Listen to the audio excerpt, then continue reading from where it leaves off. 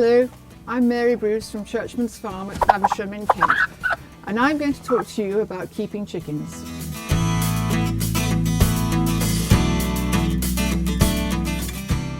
In this video, I'm going to show you how to feed a chicken.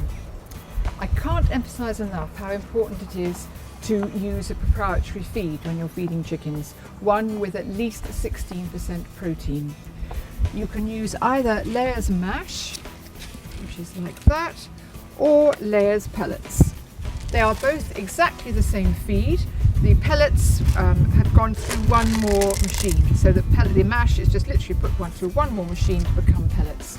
Some people prefer the pellets because it's neater and tidier and there's less wastage, and you can sweep them up and pour them back in again.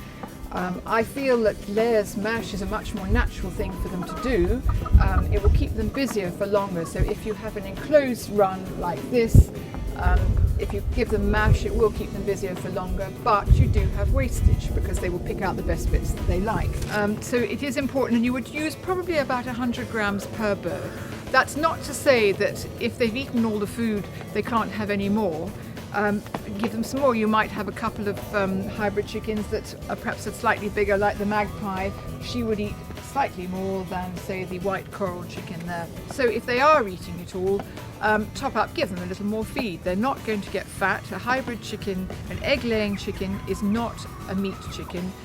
They don't just sort of eat for the sake of it. So it's most important that you give them a proper food. The other thing I would say is don't give them any scraps until they're well into lay. Their throats are still maturing, and it's not a good idea to risk blockage of anything that might just get stuck in their throat.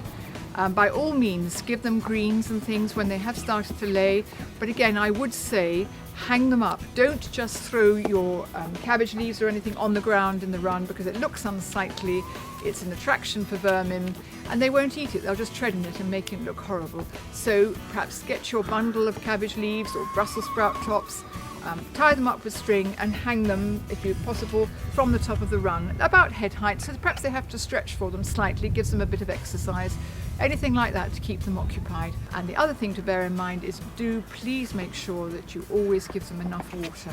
They must not run out of water. If they're having Layers mash especially, they might just drink more water than they might do with pellets. But as I say, most important that you have water sitting there for them the whole time. And that's how to feed chickens.